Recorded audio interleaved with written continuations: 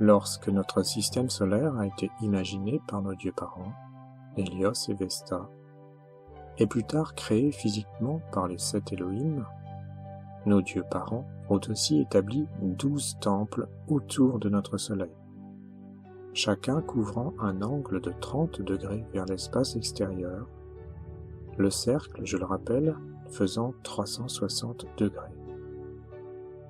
Ces temples étaient situés dans ce que l'on a appelé la ceinture éthérique qui entoure notre soleil. Chaque temple contient des vertus divines différentes. Alors que la Terre tourne autour du soleil, l'humanité se baigne, à intervalles d'environ 30 jours, dans le rayonnement bénéfique de l'un de ces temples. Celui qui naît à l'époque où un certain temple cosmique est actif est particulièrement stimulé par ses vertus divines. Dans l'astrologie dite moderne, ces temples et les qualités divines qu'ils représentent sont appelés signes ou maisons du zodiaque. Le zodiaque originel, celui que nous venons de décrire, a été oublié et la conscience de l'humanité a créé ces symboles abstraits, faits de soi-disant constellations d'étoiles, qui n'ont donc aucune réalité. Les signes du zodiaque, tels qu'ils sont utilisés aujourd'hui, n'expriment plus la perfection des vertus de Dieu. Il n'existe bien évidemment aucune influence malveillante de la part d'aucun de ces 12 temples. Le 11 juillet 1954, par l'intermédiaire du messager désigné Géraldine Innocente, qui recevait ses discours par le rayon du son, la déesse de la liberté a donné une dictée sur le but initial du vrai zodiaque. Ce discours a été suivi d'une description plus détaillée par le dieu solaire Hélios, le 6 mars 1955. Chers frères et sœurs, pour comprendre l'origine du vrai zodiaque, il est utile de comprendre l'origine de la galaxie mère, à partir de laquelle notre Terre a évolué. Les maîtres ascensionnés ont non seulement expliqué la formation de notre galaxie actuelle, mais nous ont également donné des détails sur la période et la galaxie antérieure. Ils ont aussi expliqué l'origine des nombres 7 et 12, qui ont une influence si déterminante dans notre galaxie, dans notre système solaire et dans nos vies. Selon une dictée de la déesse Vesta, notre galaxie a évolué à partir d'une galaxie antérieure, dirigée par 2 êtres divins galactiques, Eloae et Eloa. Eloae représentait l'aspect masculin et Eloa le féminin. Cette ancienne galaxie était composée de 12 soleils initiaux, et chaque soleil, à son tour, était responsable de 12 planètes. Le soleil central de notre galaxie actuelle, gouverné par Alpha et Oméga, faisait partie de cette galaxie. C'était le 4e soleil à partir du soleil central de cette galaxie mère. Notre soleil actuel, gouverné par Hélios et Vesta, faisait également partie de notre galaxie mère. C'était la 4e planète par rapport au Soleil gouverné par Alpha et Oméga. Donc une petite parenthèse, nous comprenons que pour prétendre à diriger une galaxie, il est nécessaire d'avoir déjà gouverné un système solaire dans une galaxie précédente, et pour gouverner déjà un système solaire, il faut avoir gouverné dans une galaxie encore plus antérieure une planète. Vous voyez l'évolution entre un simple maître ascensionné, un maître cosmique et un maître galactique. Et sans doute que la hiérarchie cosmique ne s'arrête pas là. Toutes les individualisations de la galaxie d'Eloae Eloa avaient un corps causal composé de 12 bandes concentriques. Le corps causal, je vous le rappelle, est représenté sur la charte comme les cercles concentriques colorés autour de la tête de la présence divine. Toutes les vertus divines étaient contenues et exprimées dans 12 rayons. Il s'ensuit que le nombre cosmique de cette galaxie mère était 12. Cette ancienne galaxie a donc achevé, il y a très longtemps, son plan divin. Toute l'humanité d'alors s'est ascensionnée sans exception, et toutes les planètes ont été réabsorbées par la ceinture électronique d'Eloae Eloa. Chacune des intelligences responsables d'un soleil ou d'une planète a alors décidé comment elle voulait progresser. 7 des 12 soleils de notre galaxie mère ont décidé de devenir des soleils centraux de futures galaxies. Alpha et Oméga étaient parmi eux. Ils sont devenus responsables d'une galaxie composée de 7 soleils originels, qui est notre galaxie actuelle. Hélios et Vesta ont également choisi de progresser, et ont ainsi choisi de devenir responsables d'un système solaire composé d'un soleil et de 7 planètes, dont notre Terre. Je résume. La galaxie mère avait 12 soleils primordiaux, qui avaient donc chacun 12 planètes. Les êtres avaient un corps causal avec 12 bandes. Or, notre galaxie actuelle a eu 7 soleils primordiaux, ayant chacun 7 planètes. Il y a 7 rayons principaux qui alimentent toute vie dans la galaxie dont notre Terre fait aujourd'hui partie, et toutes les vertus divines sont exprimées dans ces 7 rayons. Chaque individu qui s'est incarné dans cette galaxie a un corps causal composé de 7 bandes, et chaque individu a 7 corps. Par conséquent, le nombre cosmique de la galaxie dont notre Terre fait partie est 7. Après la création de notre système solaire, certains grands êtres ascensionnés avec leurs rayons jumeaux ont choisi de magnétiser et de rayonner les 12 vertus divines des corps causals d'Hélios et Vesta. Effectivement, Hélios et Vesta étaient bien sûr restés avec leur corps causal de 12 vertus divines. À cet effet, 12 temples de lumière ont été établis. Ces temples étaient situés dans le plan écliptique autour de notre Soleil, dans lequel donc se trouvent les planètes. La tâche de ces temples était de rayonner leurs vertus divines sur la Terre par cycle d'environ 30 jours dans l'ordre successif. Ce processus est maintenant connu sous le nom de zodiaque. Le rayonnement des 12 temples autour de notre Soleil ne doit pas être confondu avec le rayonnement bénéfique des 7 rayons. Je vous cite maintenant un extrait d'un discours de Dame ascensionnée Mère Marie. Il y a beaucoup de choses sur le rayonnement gradué que l'humanité, et même les étudiants bénis, ne comprennent toujours pas. Par exemple, autour du Soleil bien-aimé se trouvent les 12 grands êtres qui représentent les vertus, la nature de Dieu. Ils ont été représentés dans le monde extérieur comme les signes du zodiaque, mais dans leur représentation originale parfaite. Ils sont des êtres d'un pouvoir énorme. C'est son grand privilège et honneur d'adoucir le rayonnement et la splendeur glorieuse du Dieu Soleil et de la déesse Soleil, afin que même les anges, les chérubins et les séraphins puissent recevoir ce rayonnement dans leur être. Ensuite, les êtres chérubiques et séraphiques, les archanges, à leur tour, adoucissent le rayonnement de cette splendeur et la transportent de sphère en sphère, progressant vers la périphérie de l'univers.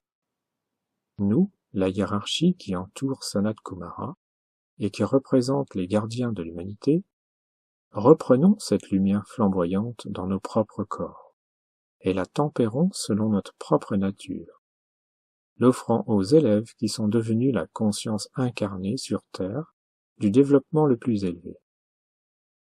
À leur tour, ces élèves répartis dans le monde entier incarnent notre nature, incarnent notre lumière, partagent notre conscience, nos plans et nos projets, puis les amènent à ceux qui sont plus bas sur l'échelle de l'évolution. De cette façon, la grande gloire du Très-Haut, les idées divines, la perfection exquise de l'Éternel, s'étend progressivement, et sa lumière, passant de sphère en sphère, se revêt de son atmosphère dans les corps des intelligences. Cette lumière est réduite au point où ceux de la sphère inférieure peuvent largement en profiter sans être submergés par sa présence lumineuse. Un autre extrait, celui du discours de la déesse de la liberté. Je cite: « Au moment où le soleil de votre système a choisi de créer un univers, 12 grands êtres se sont portés volontaires pour incarner la double nature du Dieu Soleil, et pour devenir des foyers des puissantes vertus de la ceinture électronique autour du Soleil. J'étais l'un d'entre eux. Notre relation avec le Soleil consiste à nous spécialiser dans la magnétisation, la concentration et le rayonnement d'une des vertus divines en particulier. Les 12 vertus sont incarnées dans la conscience et la nature d'Hélios et Vesta. La vertu que j'ai choisi de magnétiser, de concentrer et de diriger est la vertu de liberté. Le zodiaque original, faisant référence à ces 12 temples ou maisons, d'où chacun de nous, représentant les 12 vertus de la divinité, a dirigé nos bénédictions vers la terre. Notre rayonnement se déverse dans l'univers rayon de lumière, comme ceux du Soleil lui-même. Alors que les planètes orbitent autour du Soleil, dans une séquence ordonnée, le rayonnement concentré et la puissance de chacune de ces 12 vertus sont intensifiés pendant une période de 30 ou 31 jours d'un rayon concentré particulier. Mais la connaissance du vrai zodiaque a été oubliée. La conscience de l'humanité a créé ces symboles abstraits qui ne sont pas de véritables expressions de nos énergies focalisées. Je suis celle qui a eu la chance de rester dans la mémoire externe de l'humanité. Pendant le mois où la conscience de l'humanité est focalisée sur la balance, la conscience, le rayonnement et le pouvoir de la liberté circulent à travers la terre et nourrissent la flamme de la liberté dans l'âme et l'être intérieur de toute l'humanité. Alors que la Terre tourne autour du Soleil au cours des 12 mois, par période de 30 jours, l'une des puissantes vertus interagit sur la planète et à travers les corps internes de ses habitants. Lorsque le zodiaque cosmique originel réapparaîtra, beaucoup d'entre vous pourront, en prêtant attention à cette vertu cosmique, la magnétiser dans votre monde. Je cite maintenant un extrait du discours du bien-aimé dieu Hélios. Après que Vesta et moi-même, ayant conçu le modèle des planètes de ce système solaire, nous avons dû concevoir et manifester une méthode de rayonnement par laquelle certaines qualités et vertus qui seraient requises par les habitants des planètes du système seraient fournies dans un flux rythmé. Ces 12 qualités cosmiques ont été rêvées par des êtres cosmiques qui ont pris la responsabilité de condenser, de magnétiser et de focaliser l'une des 12 qualités de Dieu. De cette conception mystique de la ceinture électronique est née l'idée déformée de l'astrologie qui existe dans votre monde d'aujourd'hui. Autour du champ de force du Soleil se trouvent donc 12 temples, qui sont les foyers de ces 12 vertus divines. Chaque temple est gouverné par un être ascensionné, qui dirige les puissants rayons des 12 qualités vers les planètes de ce système solaire. Le rayonnement stimule en particulier ceux qui sont nés dans toute incarnation sous les parrainages de ce temple. L'influence soi-disant négative de ces 12 projecteurs cosmiques n'existe pas. Il n'y a que des effusions puissantes et positives de vie. Le temple de la Dame ascensionnée Maître Bélier, maison du Bélier, irradie la vertu divine de la sagesse. C'est ici que la substance, l'énergie et le pouvoir purificateur sont préparés pour l'air que vous respirez. Voici les sylphes et les dévas de l'air. Voici aussi les petits et exquis temples, construits comme les châteaux des contes de fées d'antan. Le temple du puissant Elohim Hercule, maison du taureau, rayonne les qualités divines de foi, de force, de courage et de puissance. Le temple du maître ascensionné Maitreya, maison des Gémeaux, rayonne la qualité divine de l'amour.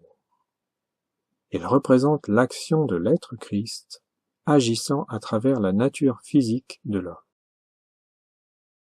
Le temple de l'Elohim Vista, ou Cyclopéa, maison du Cancer, irradie son pouvoir de concentration et de consécration.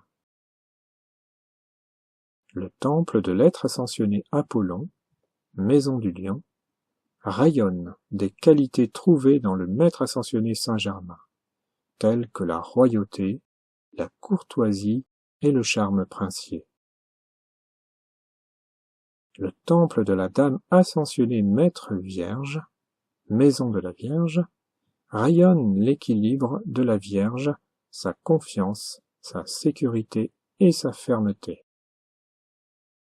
Le temple de la déesse de la liberté, maison de la Balance, irradie les qualités divines de liberté sur la terre. Le temple de la victoire de l'être cosmique Victory, maison du Scorpion, rayonne de sa volonté de victoire à partir de centaines de milliers de siècles de réalisations victorieuses. Le rayonnement du temple de Zarathustra, maison du Sagittaire, sert à augmenter l'esprit d'enthousiasme. Le rayonnement et les pouvoirs des Zarathustra, car il y a plusieurs prêtres qui portent ce nom, ont été démontrés tout au long de l'histoire de la Terre, à travers les âges atlantes et lémuriens, jusqu'à la nuit des temps.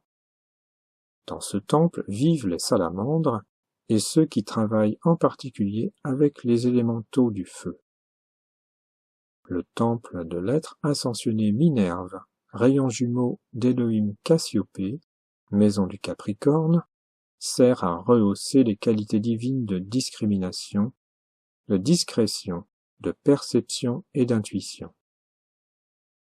Le rayonnement du temple de l'être ascensionné Verseau, maison du Verseau, sert au progrès, à la stimulation et à l'intensification de l'intérêt spirituel au sein de la conscience de l'humanité.